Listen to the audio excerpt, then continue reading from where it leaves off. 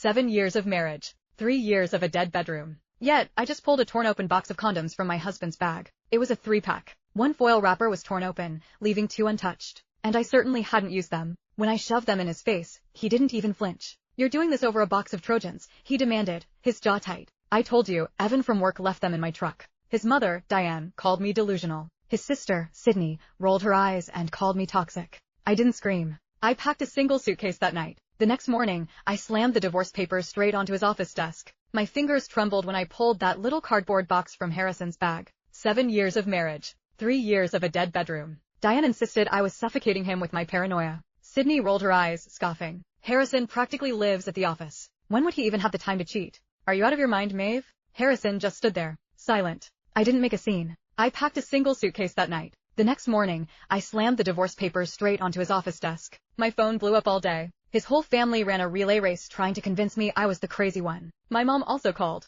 "He doesn't hit you or curse at you. He gives you all his income. What more do you want, Maeve?" What did I want? A sudden memory hit me. Our wedding night. He was drunk, holding me in our new bed. He pulled me close. And he groaned a different woman's name into my neck. I pretended not to hear it. I kept pretending for 7 years. I snapped a picture of the box. Saved it in my camera roll. It was a 3-pack. One foil wrapper was torn open, leaving 2 untouched. And I certainly hadn't used them. Harrison certainly hadn't used them with me. Not because I didn't want him to. He just always had a watertight excuse queued up. "I'm exhausted from overtime. Had too many drinks with clients. I have a 6 a.m. meeting." Eventually, the excuses stopped. He'd just step out of the shower, walk straight into the guest bedroom, and shut the door with a sharp click. Lying in the dark, I could hear the muffled, repetitive audio of TikToks coming from his room. Sometimes it was the same video looping several times. Sometimes it was him sending voice messages. His voice kept very low. I never knocked. I never asked who he was talking to. Asking would make it seem like I cared too much. When Diane came over, I was busy emptying his closet. She perched on the edge of the mattress,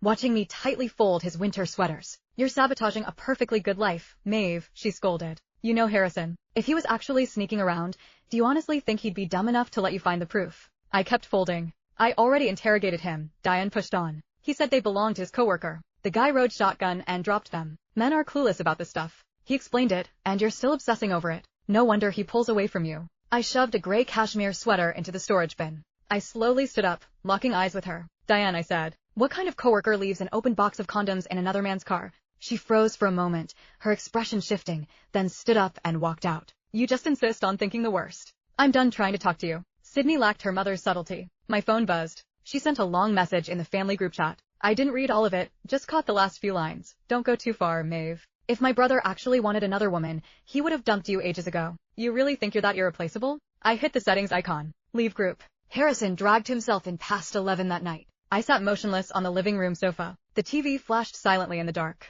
He kicked off his dress shoes, his eyes flicking toward me. He hesitated for a fraction of a second. Then he walked right past me, heading straight for the guest room. "Harrison," I said. His footsteps stopped on the hardwood. He didn't turn around. "Whose condoms are they?" He went dead silent for a few seconds. Then he turned around. He wore that same mild, flawless mask I'd stared at for 7 years. "I told you, they belong to Evan," Harrison said smoothly. "You met him. He sat next to me at the company holiday party." I just looked at him. He held my gaze, his eyes completely steady. I almost bought it. "Then let him tell me," I said. "Call him right now. Put it on speaker." His frown deepened, and that mildness finally cracked. "What is wrong with you?" I didn't say a word. "I give you a perfectly logical explanation, and you refuse to listen," he snapped. "You really want to blow this up? It's just a box of condoms.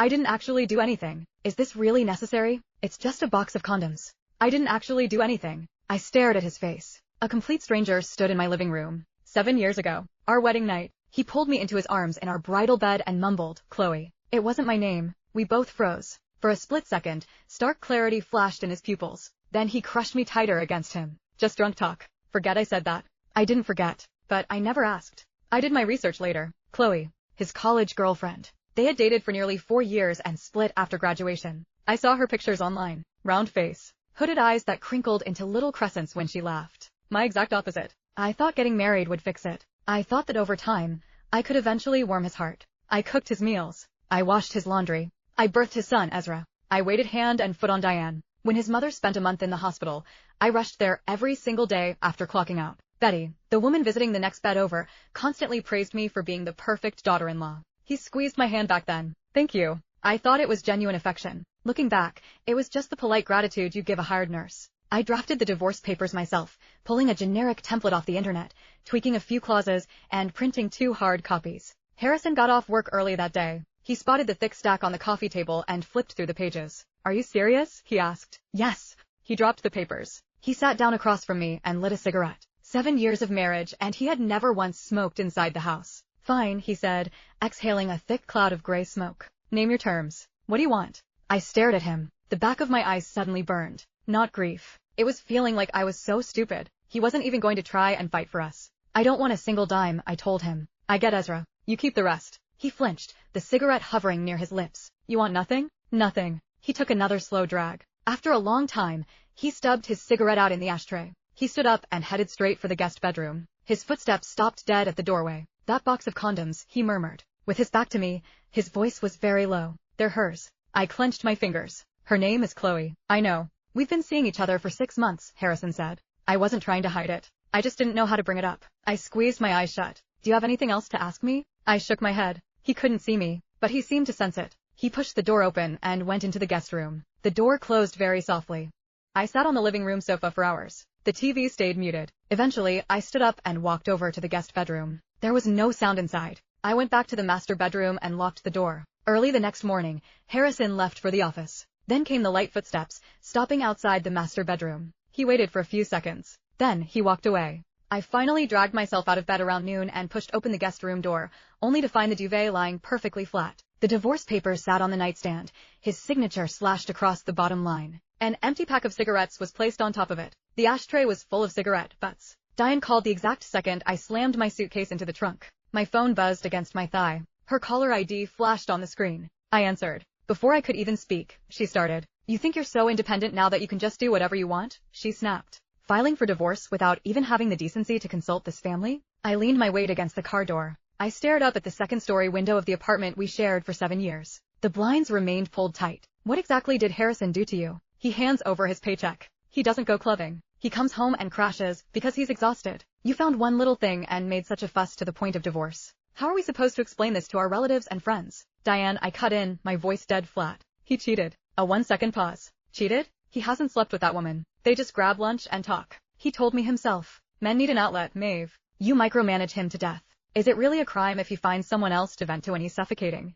I held the phone, my fingers feeling a bit stiff. "He explicitly said they haven't crossed any physical lines. Those condoms were unused. You didn't catch them in the act, so why are you calling him a cheater?" "Unused because he just hadn't had the chance yet, right?" I thought. But I didn't say it. There was no point. "Fine. Throw your marriage away. But don't come crying to us when reality hits. With your toxic attitude, who else is going to put up with you?" The line went dead. I stood there for a moment. Then I put the phone in my bag, got in the car, and started the engine. As I pulled out of the complex, that second-story window shrank to a tiny dot in my rearview mirror. I didn't cry. I later realized Diane wasn't just saying that out of anger. She genuinely believed no one would want me. We finalized the divorce paperwork at the county courthouse. Right outside the double-glass doors, I ran straight into Sydney. She clung tightly to Tyler's arm. They had just picked up their marriage license, both of them practically glowing. Her smile faded a little when she saw me, and then she rolled her eyes. "Oh, hey Maeve, wait, I mean, ex-sister-in-law." She dragged the syllables out intentionally. "What a coincidence. We're both getting certificates today." I ignored her entirely and stepped to the side to pass.